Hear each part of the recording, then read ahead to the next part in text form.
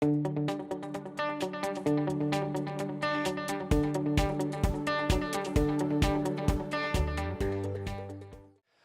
does it mean to be literate today? Let's return to this idea of a crisis, that students are somehow failing in the basic mechanics of reading and writing. I've provided a link in the further resources to an article that was published in the British newspaper The Telegraph about a 13-year-old Scottish girl who submitted an essay using SMS text messaging style. This was picked up by the conservative critics who favour a back-to-basics approach to literacy training as exemplifying what was wrong with the whole-of-language approach to literacy training. And indeed, this was taken as symbolic of what was wrong with education as a whole today. Let us remind ourselves of the differences between these two approaches to teaching literacy. The whole-of-language approach argues that just as we learn our oral language skills through interacting with people on a daily basis, so too can we pick up the skills of reading and writing while engaged in a whole range of activities that make use of these skills. This also allows students, they argue, to learn what styles of writing are appropriate for different tasks. The back-to-basics approach argues that the acquisition of reading and writing skills, spelling, punctuation and grammar are not natural, and they have to be taught as a specific subject in their own right. And they claim that the whole-of-language approach encourages lazy habits, such as skipping words and coming back to them later, so that students emerge at the end of the process with poorly developed literacy skills. Now, in actual fact, the differences between the two positions are often exaggerated. The whole-of-language approach does teach the mechanics of reading and writing. It just doesn't treat this as a separate activity. And students using a back-to-basics approach do read something. How else do you pick up on the skills of grammar and punctuation?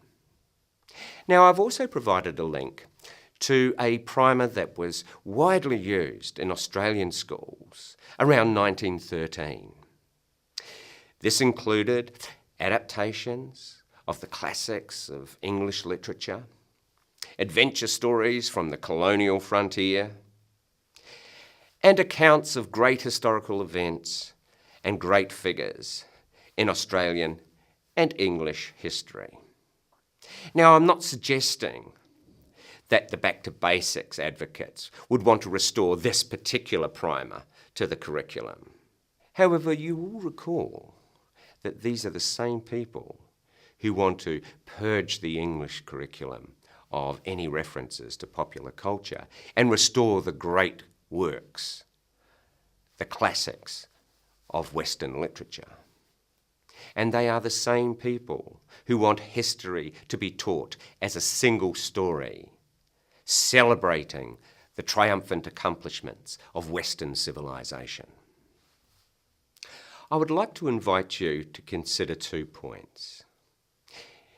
First, if it is the case, as we have heard at numerous points throughout the subject, that the relevance of teaching materials to students' life experiences is an important factor in their being more engaged in learning, and if it is the case that on account of the global movements of people that we are witnessing today, many societies are becoming truly multicultural, then might there be a problem with the back-to-basics approach and its advocacy that we draw teaching materials from such a narrow cultural range?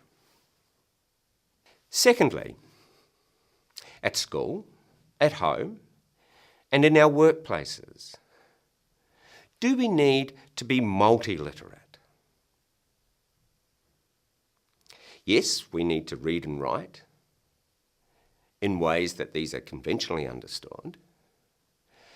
But do we also need to acquire the skills in what are known as technical or technological literacy? Do we need to know, for example, how to send emails or SMS messages effectively? Do we need to know how to navigate our way around the internet and within websites in order to be able to locate information, evaluate that information, and synthesize that information, to become informed? Do we need to know how to build websites ourselves, how to post movies, photographs, and audio files? Do we also need to acquire an intercultural literacy?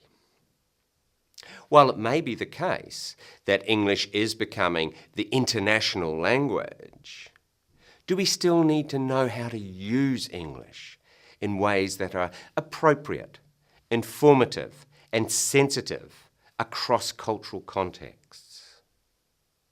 Think about all of the literacy skills that you are using in order to effectively participate in this subject.